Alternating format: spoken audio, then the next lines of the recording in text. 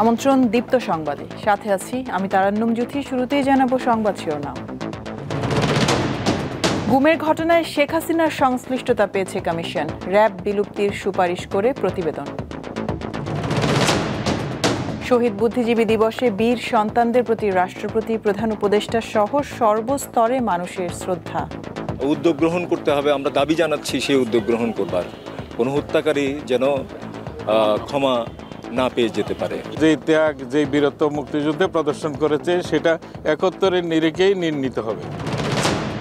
সারা দেশে শীতের তীব্রতা বেড়েই চলছে। চুয়াডাঙ্গায় সর্বনিম্ন তাপমাত্রা, ৪ জেলায় মৃদু শৈত্যপ্রবাহ। সামরিক আইন জারির ঘটনায় পার্লামেন্টে অভিশংসিত হলেন দক্ষিণ কোরিয়ার প্রেসিডেন্ট ইয়োল।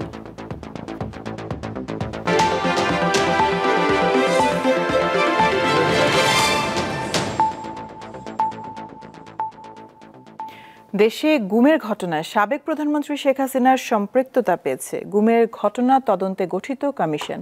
আজ বিকেলে প্রধান উপদেষ্টা অধ্যাপক ডক্টর মোহাম্মদ ইউনূসের কাছে রাষ্ট্রীয় অতিথি ভবন যমুনায় একটি অন্তর্বর্তী প্রতিবেদন জমা দিয়েছে কমিশন। আনফোল্ডিং দ্য ট্রুথ শিরোনামে জমা দেওয়া প্রতিবেদনে কমিশন সদস্যরা এই পর্যন্ত প্রাপ্ত ১৬৭৬টি অভিযোগের মধ্যে ৭৫৮ জনের অভিযোগ যাচাই বাছাই করেন বলে জানানো হয়। শেখ হাসিনা ছাড়াও তার প্রশাসনের বেশ কয়েকজন ঊর্ধ্বতন কর্মকর্তারও সম্পৃক্ততা পাওয়া গেছে। এর মধ্যে রয়েছেন সাবেক প্রধানমন্ত্রীর প্রতিরক্ষা বিষয়ক উপদেষ্টা মেজর জেনারেল অবসরপ্রাপ্ত Tariq Ahmed Siddique, national telecommunication monitoring সেন্টারের সাবেক মহাপরিচালক মেজর জেনারেল জিয়াউল আহসান এবং পুলিশ কর্মকর্তা মোহাম্মদ মনিরুল ইসলাম ও মোহাম্মদ হারুনুর রশিদ। গুমের শিকার ব্যক্তিদের বিচারিক প্রক্রিয়া শুরু এবং র্যাব বিলুপ্তির সুপারিশ করেছে কমিশন।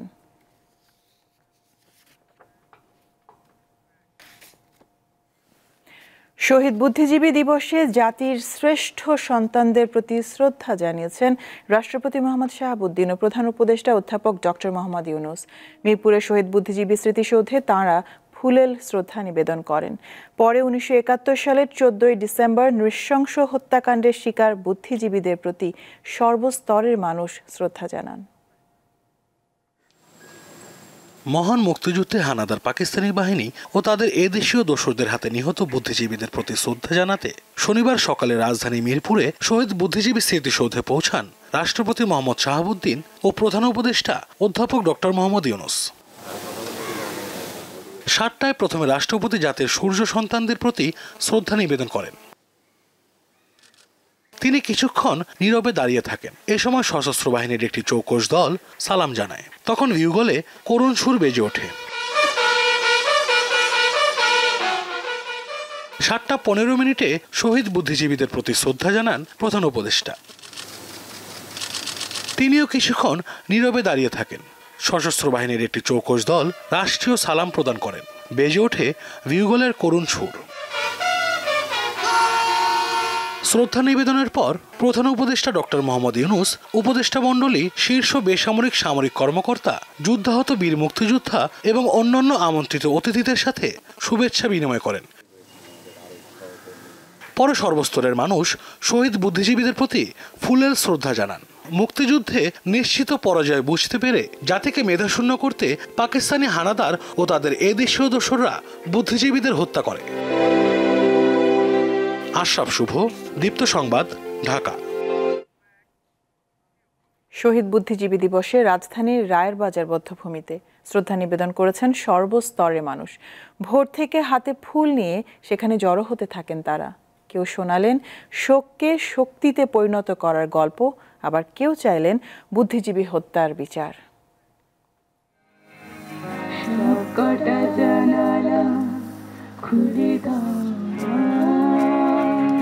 শীতের মিষ্টি রোদের সকাল, স্মৃতিস্তম্ভে অর্ধনমিত লাল সবুজের পতাকা। রায়ের বাজারের বধ্যভূমির রক্ত লাল সূর্য জানান দিল শহীদ বুদ্ধিজীবী দিবসের। হাতে ফুল আর গভীর শ্রদ্ধায় জাতির শ্রেষ্ঠ সন্তানদের স্মরণ করার দিন, যেদিন ঘাতকের বুলেট বেয়োনেট বিদ্ধ করেছিল বুদ্ধিজীবীদের। যেখানে পড়বে সেথায় দেখবে আলো। শরীরে নিষ্ঠুর নির্যাতনের চিহ্ন সহ জাতির সূর্য সন্তানদের লাশ পাওয়া যায় মিরপুর ও রায়ের বাজার এলাকায়। পরে তা বধ্যভূমি হিসেবে পরিচিত হয়ে ওঠে। শনিবার শ্রদ্ধা জানাতে আসা বাঙালিরা বলেন, সময়ের পরিক্রমায় পাল্টে গেছে প্রেক্ষাপট, ঘুরে দাঁড়িয়েছে বাংলাদেশ। এটা বৈষম্যহীন বাংলাদেশ, যেখানে সবাই সমান থাকবে, কেউ ছোট না কেউ বড় না। আমরাও ওই প্রত্যাশা নিয়ে কাজ করছি। সরকারকে উদ্যোগ গ্রহণ করতে হবে, আমরা দাবি জানাচ্ছি সেই উদ্যোগ গ্রহণ করবার। কোনো হত্যাকারী যেন ক্ষমা না পেয়ে যেতে পারে। কেউ কেউ জানান প্রত্যাশার কথা, বলেন মুক্তিযুদ্ধের ইতিহাস ছড়িয়ে পড়ুক প্রজন্ম থেকে প্রজন্মে। ৭১ থেকে শুরু করে আজ পর্যন্ত যত বুদ্ধিজীবীকে এইভাবে হত্যা করা হয়েছে, কণ্ঠরোধ করা হয়েছে, তার সকল বিচার করতে হবে। অন্যায়ভাবে হত্যা হয়েছে, মরছে, মারছে, প্রত্যেকটার বিচার হওয়া উচিত। স্বাধীন বাংলাদেশের মুক্তিযুদ্ধকে দলীয়করণ করার আর সুযোগ নেই বলে মন্তব্য করেন শ্রদ্ধা জানাতে আসা শিক্ষক, রাজনীতিবিদ ও মুক্তিযোদ্ধারা। বুদ্ধিজীবীদের বিষয়গুলোকে সামনে আনতে চান নাই অনেক রাজনৈতিক শক্তি। সামনে আনা এবং শহীদ বুদ্ধিজীবীদের হত্যাকাণ্ডের সাথে কারা জড়িত ছিলেন সমস্ত বিষয় জাতির সামনে উন্মোচন করা দরকার। অন্যায়ের বিরুদ্ধে রুখে দাঁড়ানোর জন্য চূড়ান্ত আত্মত্যাগে এই জাতি সবসময় তৈরি। যে ত্যাগ, যে বীরত্ব মুক্তিযুদ্ধে প্রদর্শন করেছে সেটা ৭১-এর নিরিখেই নির্ণীত হবে। এটা এখনকার প্রেক্ষাপটে তো সেটাকে বিবেচ্য বিষয়ে আনা যাবে না, কারণ এটা একটা ঐতিহাসিক ব্যাপার। ইতিহাসকে তো পাল্টানো যায় না। বিজয় মানে লাল সবুজ আর বিজয় মানে মুক্তি। শোক মানে শুধু শোক নয়, ঘুরে দাঁড়াবার শক্তি, যা আবারও প্রমাণ করেছে বাংলাদেশের মানুষ। তানভীর খন্দকার, দীপ্ত সংবাদ, ঢাকা। এদিকে নানা আয়োজনে সারা দেশে পালিত হয় শহীদ বুদ্ধিজীবী দিবস। সকাল থেকে শহীদ বেদিগুলোতে ফুল দিয়ে শ্রদ্ধা জানান সর্বস্তরের মানুষ। এ সময় শোককে শক্তিতে পরিণত করার দৃঢ়তার কথা জানান তারা। চট্টগ্রামের পাহাড়তলী বধ্যভূমি স্মৃতিসৌধে ফুল দিয়ে শ্রদ্ধা নিবেদন করেন মুক্তিযোদ্ধা সহ বিভিন্ন সামাজিক, সাংস্কৃতিক সংগঠন ও রাজনৈতিক দলের নেতাকর্মীরা। সকালে রাজশাহী মহানগরীর কোট শহীদ মিনারে বিভাগীয় প্রশাসন ও জেলা প্রশাসনের আয়োজনে শ্রদ্ধা জানায় রাজশাহী বিভাগীয় কমিশনার, রাজশাহী রেঞ্জের ডিআইজি, জেলা প্রশাসক সহ প্রশাসনের ঊর্ধ্বতন কর্মকর্তারা। সূর্যোদয়ের সাথে সাথে খুলনার গল্লামারী স্মৃতিসৌধে শহীদদের প্রতি ফুল দিয়ে শ্রদ্ধা জানান মুক্তিযোদ্ধা কমান্ড কাউন্সিল। দিবসটি উপলক্ষে প্রশাসন ও বিভিন্ন সংগঠন দিনব্যাপী আলোচনা সভার আয়োজন করেছে। এই শহীদ বুদ্ধিজীবী দিবসে আমরা প্রতিজ্ঞা করছি দলমত নির্বিশেষে সবাইকে নিয়ে কাজ করব। জাতির প্রত্যেকটি সংকটে আমরা দেখেছি সমগ্র জাতি ঐক্যবদ্ধ থাকে এবং এবারও এই যে জুলাই আগস্টের গণ অভ্যুত্থানের মধ্য দিয়ে সমগ্র জাতি ফ্যাসিবাদের বিরুদ্ধে ঐক্যবদ্ধ লড়াই করেছে। বরিশালে সকালে নগরীর ৩০ গোডাউন এলাকার বধ্যভূমিতে পুষ্পস্তবক অর্পণ করেন জেলা ও বিভাগীয় প্রশাসন সহ বিভিন্ন স্তরের মানুষ। এদিকে শহীদ বুদ্ধিজীবী দিবস উপলক্ষে বাগেরহাটে সাঁতার প্রতিযোগিতার আয়োজন করা হয়। শহরের ঐতিহ্যবাহী মিঠাপুকুরে উদ্বোধন করেন বাগেরহাটের অতিরিক্ত জেলা প্রশাসক অরবিন্দ বিশ্বাস। প্রতিযোগিতায় ৩টি গ্রুপে ২৪ জন সাঁতারু অংশ নেন। কামরুন নাহার, দীপ্ত বার্তাকক্ষ। আওয়ামী লীগ ক্ষমতায় থাকাকালে বিশেষ চাহিদা সম্পন্ন জনগোষ্ঠীর নামে বরাদ্দ করা ভাতা বিতরণে দলীয়করণ করেছে, এমনই অভিযোগ করলেন বিএনপির ভারপ্রাপ্ত চেয়ারম্যান তারেক রহমান। আজ রাজধানীর আগারগাঁওয়ে এলজিআইডি ভবনে প্রতিবন্ধী নাগরিকদের সঙ্গে ভার্চুয়ালি মতবিনিময় করেন তিনি। এ সময় তিনি বলেন, বিএনপি ক্ষমতায় গেলে বিশেষ চাহিদা সম্পন্ন মানুষের জন্য মর্যাদার পরিবেশ সৃষ্টি করা হবে, বাড়ানো হবে ভাতা ও অন্যান্য সুযোগ সুবিধা। দেশের বিভিন্ন এলাকা থেকে ১৫০ শতাধিক প্রতিবন্ধী অনুষ্ঠানে অংশ নেন।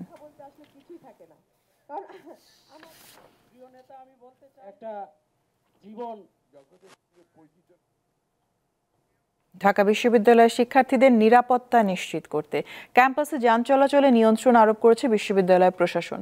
আজ বিশ্ববিদ্যালয়ের প্রক্টর সাইফুদ্দিন আহমেদের দপ্তর থেকে এ বিষয়ে জরুরি বিজ্ঞপ্তি জারি করা হয়। এতে উল্লেখ করা হয়, শিক্ষার্থীদের নিরাপত্তার স্বার্থে ক্যাম্পাসে নির্ধারিত সময় যান চলাচল সীমিত থাকবে।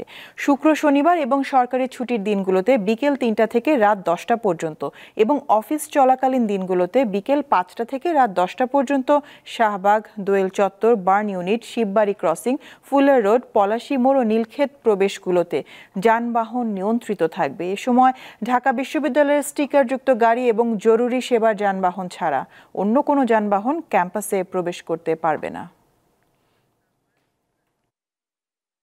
হঠাৎ করে কয়েকদিন ধরে এই রাস্তা ওই রাস্তা সব রাস্তা বন্ধ করে দিছে, শিববাড়ির রাস্তা বন্ধ করে দিছে, আজিমপুরের রাস্তা বন্ধ করে দিছে, কাটাবুল রাস্তা বন্ধ করে দিছে, শাহবাগের ওই যে আমরা জলচক্কর রাস্তা বন্ধ করে দিছে।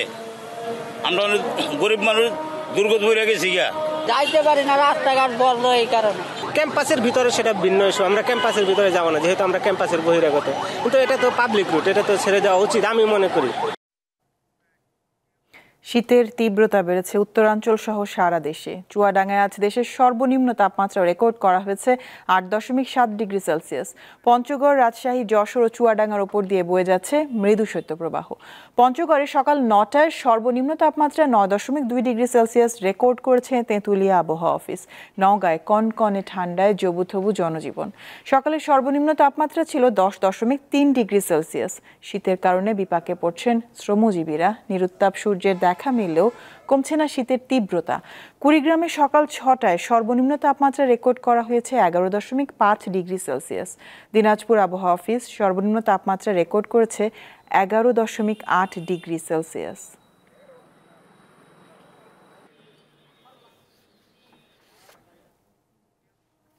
পার্লামেন্টের ভোটাভুটিতে দক্ষিণ কোরিয়ার প্রেসিডেন্ট ইয়ন সুক ইয়োল অভিশংসিত হয়েছেন। শনিবার 204 জন আইন প্রণেতা ইয়োলের বিপক্ষে ভোট দিয়েছেন। সামরিক আইন জারির ঘটনায় এক সপ্তাহের মধ্যে দ্বিতীয়বারের মতো অভিশংসনের লক্ষ্যে এই ভোটের আয়োজন করা হয়। এতে 300 জন আইন প্রণেতার মধ্যে 204 জন প্রস্তাবের পক্ষে ভোট দিয়েছেন, বিপক্ষে ছিলেন 85 জন। 4টি ভোট বাতিল হয়, কয়েকজন ভোটদানে বিরত ছিলেন।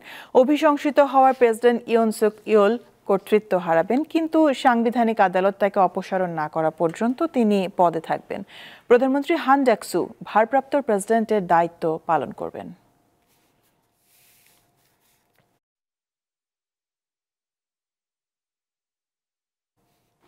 রাষ্ট্রীয় মর্যাদায় কবি হেলাল হাফিজের দাফন সম্পন্ন হয়েছে। আজ বেলা বিকেল 3টার দিকে রাজধানী মিরপুরের শহীদ বুদ্ধিজীবী কবরস্থানে তাকে চিরনিদ্রায় শায়িত করা হয়। এর আগে বাংলা একাডেমিতে কবির প্রথম জানাজা ও জাতীয় প্রেস ক্লাবে দ্বিতীয় জানাজা হয়।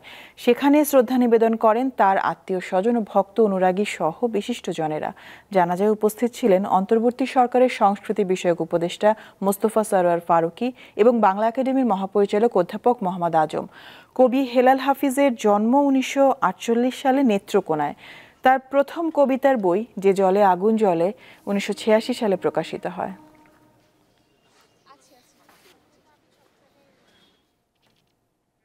নিরক্ষর এক পিতা, কাজ করেন কুমিল্লা শহরের রেস্টুরেন্টে।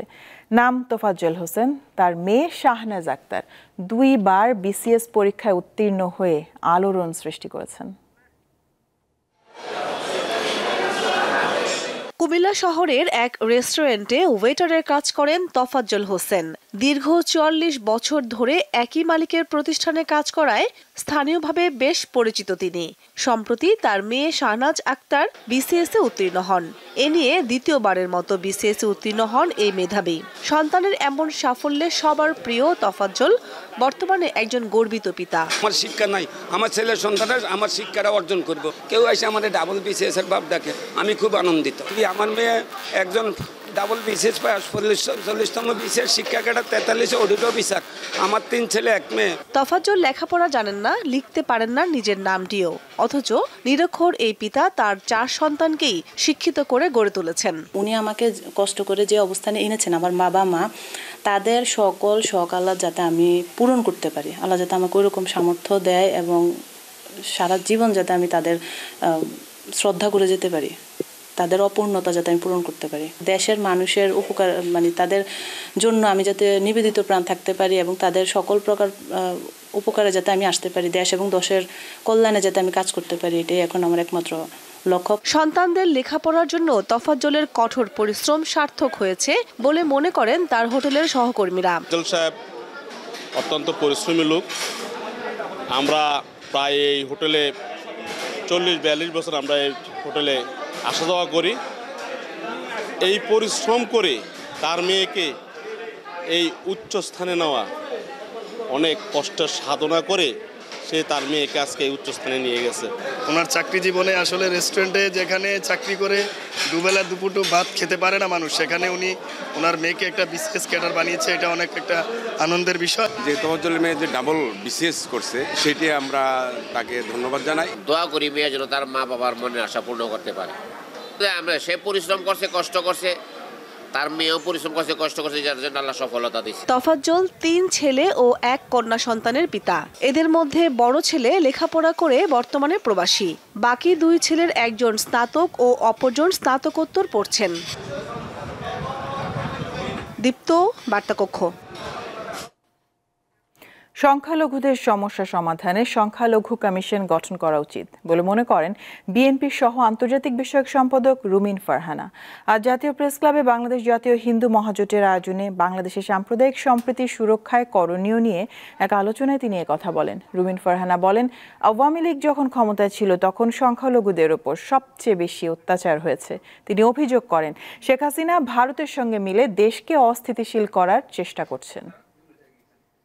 আমরা মেনে নিব না। আমি তো দেখলাম 10টা ভিন্ন ভিন্ন কমিশন এই সরকার করেছে। ডেফিনেটলি সংখ্যালঘুদের নিজস্ব কিছু সমস্যা আছে, নিজস্ব যেটা শুধুমাত্র তারাই ভুক্তভোগী, তারাই সাফার করে। সেই সমস্যাগুলোর সমাধান, সেই সমস্যাগুলো কিভাবে যৌক্তিকভাবে কমিয়ে আনা যায়, কিভাবে তার সমাধান করা যায়, সেজন্য বাংলাদেশের সংখ্যালঘু কমিশন হতে পারে, হওয়া উচিত। দেশ গ্যাস সংকটে রয়েছে। এই সংকট কেটে গেলে সারের ঘাটতি থাকবে না বলে জানিয়েছেন শিল্প উপদেষ্টা আদিলুর রহমান খান। আজ নরসিংদীর ঘোড়াশাল পলাশ ইউরিয়া সার কারখানা পরিদর্শন শেষে সাংবাদিকদের প্রশ্নের জবাবে তিনি একথা বলেন। শিল্প উপদেষ্টা আরও বলেন, গত 15.5 বছরে নতুন করে কোনো কূপ খনন করা হয়নি, বাপেক্সকে বসিয়ে রাখা হয়েছিল। বাংলাদেশে 15.5 বছরে দুর্নীতি হয় নাই এরকম কোনো সেক্টর জানা আছে? আমরা তো গ্যাস সংকটের মধ্যেই আছি, কারণ গ্যাস তো গত 15.5 বছর নতুন করে খনন করা হয়ই নাই। বাপেক্সকে বসিয়ে রাখা হয়েছিল যে গ্যাস যদি আমরা নিরবচ্ছিন্নভাবে পেতাম তাহলে সমস্ত কারখানাগুলো চালু রেখে আমাদের সার আমদানি করতে হতো না। নগর কৃষিকে বাধ্যতামূলক করে একটি নীতিমালা প্রণয়ন প্রয়োজন বলে মনে করছেন সংশ্লিষ্টরা। আজ রাজধানীতে 3য় নগর কৃষি মেলার উদ্বোধনী অনুষ্ঠানে এই কথা বলেন তারা। ব্যাপকভাবে নগর কৃষি গড়ে তোলার পাশাপাশি সুরক্ষিত কৃষি নিশ্চিত করার উপরও গুরুত্ব দেন বক্তারা। রাজধানী উচ্চ বিদ্যালয় মাঠে আয়োজন করা হয়েছে নগর কৃষি মেলা। নগর কৃষি ফাউন্ডেশন আয়োজিত উদ্বোধনী অনুষ্ঠানে এই খাতের উদ্যোক্তারা অংশ নিচ্ছেন। আয়োজনের প্রতিপাদ্য নিরাপদ খাদ্য ও পরিবেশের টেকসই উন্নয়ন, প্রয়োজন কৃষির সুরক্ষিত সম্প্রসারণ। আলোচনা সভায় বক্তারা বলেন, নগর কৃষি বাধ্যতামূলক করে একটি নীতিমালা থাকা প্রয়োজন। আইন থাকলে নগর কৃষি হবে আরও পরিকল্পিত ও পরিবেশ বান্ধব। আমাদের সব নগরের 10% হয়তো ছাদ বাগান বেলকুনি বাগানও কাভারেজ দেয়নি। তো সেটিকে যদি আমরা 100% নিয়ে যেতে চাই তাহলে এই সুরক্ষাটা অত্যন্ত জরুরি। সেই জন্য এটির জন্য একটি নীতিমালা প্রয়োজন। যারা পরিকল্পনা মাফিক এই জাতীয় লোকজন যারা এখানে বসে ছাদ বাগান করেন, তাদের ছাদ বাগান ভিজিট করলে বুঝবেন যে তারা পরিকল্পনা মতো ছাদ বাগান করেন, ওখানে মশার কোনো আবাসস্থল খুঁজে পাবেন না। নগর কৃষির মাধ্যমে খাদ্য নিরাপত্তা ও নিরাপদ খাদ্য নিশ্চিত করা সম্ভব বলেও মনে করেন বিশেষজ্ঞরা। আমরা যদি একটু সচেতন হই তাহলে কিন্তু আমাদের টোটাল প্রোডাকশন, বাংলাদেশের ফলনটাকে, উৎপাদনটাকে আমরা বাড়িয়ে দিতে পারি এবং আমাদের দৈনন্দিন চাহিদা পূরণ করতে পারি। নগর কৃষি ফাউন্ডেশনের পক্ষ থেকে দীপ্ত টিভির জনপ্রিয় কৃষি বিষয়ক অনুষ্ঠান দীপ্ত কৃষি সহ 6 ব্যক্তি ও প্রতিষ্ঠানকে বিশেষ সম্মাননা দেয়া হয়। মেলা চলবে 19 ডিসেম্বর পর্যন্ত। আজিজুল ইসলাম, দীপ্ত সংবাদ, ঢাকা।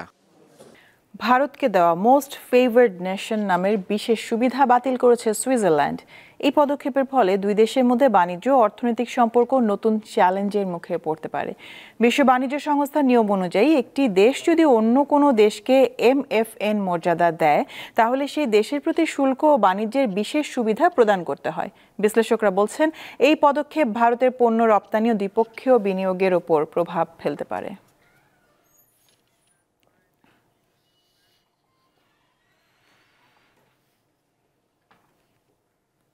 শেষ করব দীপ্ত সংবাদ শিরোনামগুলো জানাবো আরো একবার। গুমের ঘটনায় শেখ হাসিনার সংশ্লিষ্টতা পেয়েছে কমিশন, র্যাব বিলুপ্তির সুপারিশ করে প্রতিবেদন। শহীদ বুদ্ধিজীবী দিবসে বীর সন্তানদের প্রতি রাষ্ট্রপতি, প্রধান উপদেষ্টা সহ সর্বস্তরের মানুষের শ্রদ্ধা। সারা দেশে শীতের তীব্রতা বেড়েই চলছে, চুয়াডাঙ্গায় সর্বনিম্ন তাপমাত্রা, 4 জেলায় মৃদু শৈত্যপ্রবাহ। সামরিক আইন জারির ঘটনায় পার্লামেন্টে অভিশংসিত হলেন দক্ষিণ কোরিয়ার প্রেসিডেন্ট ইয়োল।